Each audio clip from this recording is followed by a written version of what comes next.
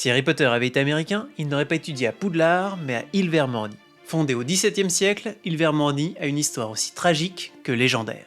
Son origine remonte à une jeune sorcière irlandaise, Isolde Serre, née dans une famille de sang pur et descendante directe de Salazar, Serpentard.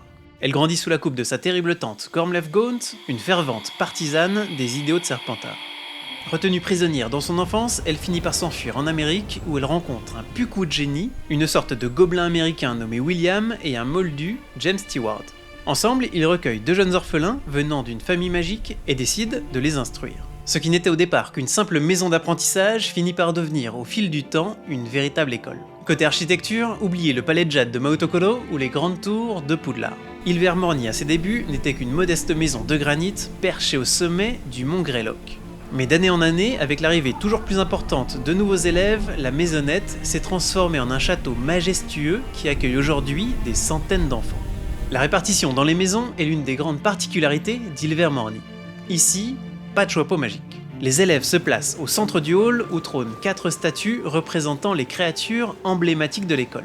Lorsqu'une maison souhaite accueillir un élève, sa statue s'anime. Le Wumatou rugit pour les esprits guerriers, l'oiseau tonnerre bat des ailes pour les aventuriers, le Puckwood-Génie lève sa flèche pour ceux qui ont l'âme de guérisseur, et le serpent cornu fait scintiller le cristal de son front pour les érudits. Mais qu'est-ce qui se passe si plusieurs statues se manifestent en même temps? Un événement comme celui-ci est extrêmement rare. Mais lorsqu'il se produit, l'élève a le privilège de choisir lui-même sa propre maison. Et de façon encore plus exceptionnelle, pas plus d'une fois tous les 10 ans, un phénomène encore plus rare se produit. Lorsque l'élève se présente au milieu du hall, ce sont les 4 statues qui s'ébranlent en même temps. C'est alors le signe que le sorcier ou la sorcière est promis à un destin hors du commun. Ce fut le cas par exemple pour Séraphine Picry, la présidente du Congrès magique américain dans les Animaux Fantastiques.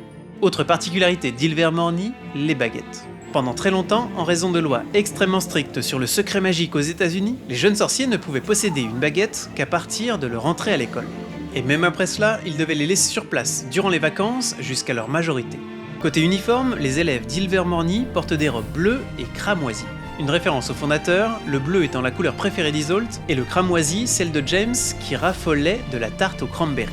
Enfin, comme à Poudlard, l'école emploie des créatures magiques. Mais ici, pas d'elfes de maison.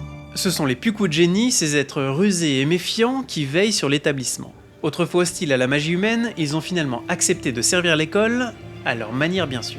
Au fil des siècles, Ilvermorny s'est imposée comme l'une des écoles de sorcellerie les plus démocratiques et égalitaires au monde, attirant des jeunes sorciers et sorcières de toute l'Amérique du Nord.